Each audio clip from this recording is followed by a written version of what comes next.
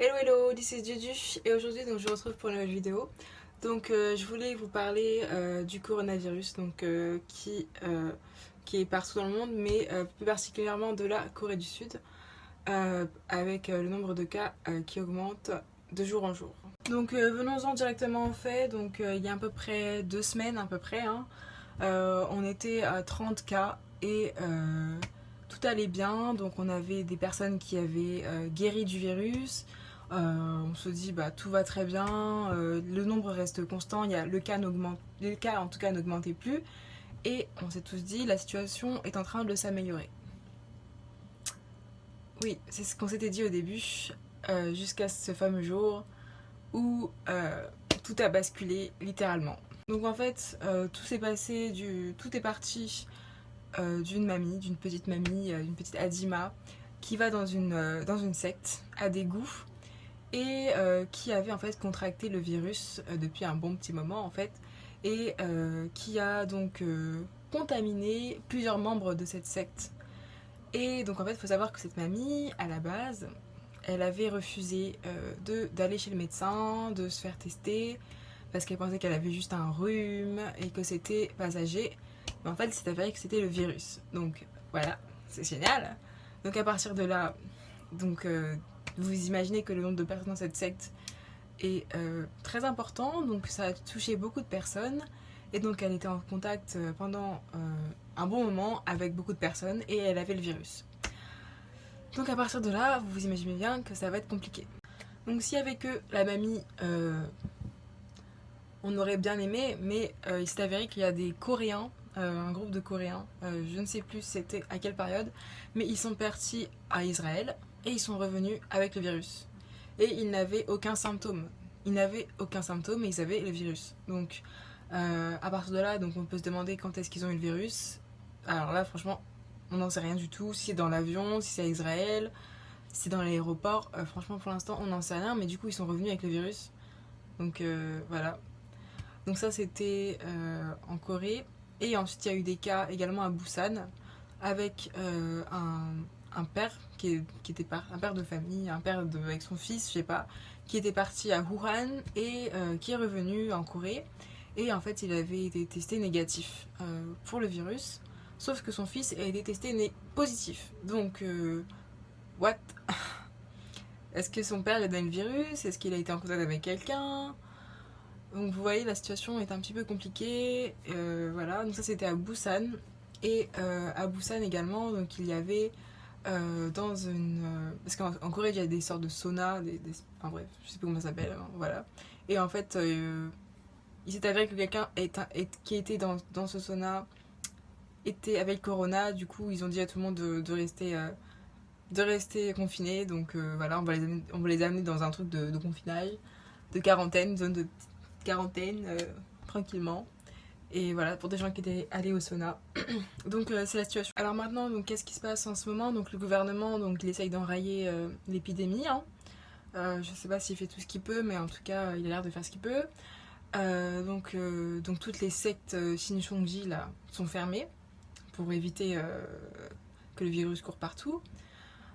Qu'est-ce qui se passe encore? Donc il y a des mesures de prévention du virus, comme se laver les mains, très souvent, ne pas se toucher le visage. Si quelqu'un tousse ou éternue ou je sais pas, a les signes du coronavirus, donc on évite de s'approcher de cette personne. Voilà, donc là, les Corées donc, a dit que c'était vraiment un état d'urgence, en fait, un état de alerte rouge, en mode faut enlever ce virus du pays là, c'est bon, stop. Donc voilà, et maintenant, c'est la situation dans laquelle la Corée est. Et donc c'est très compliqué pour moi qui vis ici en ce moment. Donc moi je dois travailler, je suis en stage et je ne peux pas travailler en fait. Enfin je travaille de chez moi. Et donc dans l'entreprise, depuis qu'il y a eu cette sorte d'alerte rouge, la situation comme est devenue très grave en fait, d'ordre prioritaire. Donc maintenant dans les entreprises on prend la température. Donc quand on rentre, on prend la température des gens dans les musées, dans les lieux publics. Et on regarde si vous n'avez pas de la fièvre. Et si vous avez de la fièvre, je sais pas ce qui se passe. Euh, mais voilà. Donc après moi, depuis jeudi, je travaille de chez moi. Et parce que c'était mieux, hein, et puis pour éviter donc propagation du virus, pour éviter des problèmes comme ça. Voilà. Ensuite, me concernant, mon école m'a demandé si je voulais rester. Et m'a conseillé de savoir, et a voulu savoir en fait si j'étais en contact avec l'ambassade française. Et donc je lui ai dit oui, oui, je suis en contact. Et de toute façon, j'ai commencé mon stage et je suis en Corée. Et si je reviens en France, je crois que je lui donne une sorte de quarantaine. Et si je vais aller faire mon stage dans un autre pays, déjà, c'est pas sûr qu'ils acceptent parce que j'étais en Corée. Et je vais être en quarantaine. Donc en fait, j'ai pas le choix, je reste ici. Donc voilà, je reste là et je pense que c'est mieux de rester là où je suis et d'éviter les aéroports dans ce temps de virus qui se propage un petit peu partout dans le monde. Je pense que c'est mieux de rester chez moi. Donc ensuite, la situation est telle que donc les gens se sont rués sur les masques. Donc déjà les masques, leur prix a augmenté, donc ça c'est un peu le cas partout, hein. En France aussi les prix des masques ont augmenté. Mais les masques sont presque introuvables. Là je n'ai plus de masques. Donc je vais vous montrer quels masques que j'ai. Les masques qui sont recommandés, donc qui sont certifiés pour protéger contre le coronavirus. Et donc oui, les masques ça sert à quelque chose, donc ne me dis pas que ça sert à rien. C'est mieux d'avoir un masque et ça permet de... Enfin en tout cas ces masques là, donc c'est les masques 4F94. Voilà. Donc moi il est en noir parce qu'il n'y avait plus le blanc, donc... D'ailleurs tout le monde a le blanc dans le métro, enfin bref. Donc c'est comme ça se met comme ça. Donc celui-là je vais devoir le jeter parce qu'il a déjà été utilisé, donc ça s'utilise qu'une seule fois, hein. On va pas l'utiliser 10 fois, hein, parce que non, c'est une fois et puis c'est tout en fait. Donc ça se met comme ça. Attendez. Like this. Et voilà. Et voilà, donc... Oula. Moi j'en ai plus. Moi j'en ai plus, donc voilà, je suis un petit peu dans la galère. J'ai commandé des masques il y a à peu près 10 jours, hein, donc avant que l'épidémie devienne trop... voilà. Et pourtant mon masque n'est toujours pas arrivé. Et je sais pas quand ça va arriver d'ailleurs, parce que là les masques c'est vraiment... voilà, là. Donc j'ai que ces masques là. Mais ces masques là ils servent à rien, hein. Enfin je veux dire, ça protège Enfin ça protège rien, enfin c'est juste... c'est des masques des chirurgicaux. J'arrive même pas à mettre. En plus je vois rien. Donc pour sortir c'est pas vraiment l'idéal. Enfin c'est pas l'idéal. C'est pas l'idéal du tout en fait. Genre si vous devez sortir, vous prenez pas ça, ça sert à rien. C'est comme si vous avez rien, ça sert à rien. Ensuite la situation dans les rues de Séoul en tout cas. Les rues de Séoul, là parce que je suis à Séoul, il y a vraiment très peu de gens. Depuis quelques jours là il y a vraiment très peu de gens dans les rues, les gens sortent moins. Bon, il y a toujours des gens qui sortent, hein, voilà, mais c'est sûr que c'est moins animé que d'habitude. Par exemple, hier, il y avait la police et la police était là pour dire aux gens qui faisaient des performances dans la rue. En fait, enfin, il a attendu que la personne finisse ses performances, donc c'est quand même très poli, et lui dire en fait d'arrêter parce qu'il faut éviter les mouvements de foule, parce qu'on ne sait jamais quoi. Si quelqu'un a un virus, il va le donner à tout le monde, donc on va éviter ce genre de choses. Et donc voilà, donc c'est un peu la situation, donc c'est très vide, c'est l'ambiance, elle est très... Bah c'est... Ouais, c'est pas très joyeux quoi, enfin c'est pas très joyeux, et puis il n'y a pas de gens, et puis vous voyez, c'est pas super. Donc je sais pas si vous avez prévu de venir en Corée du Sud, mais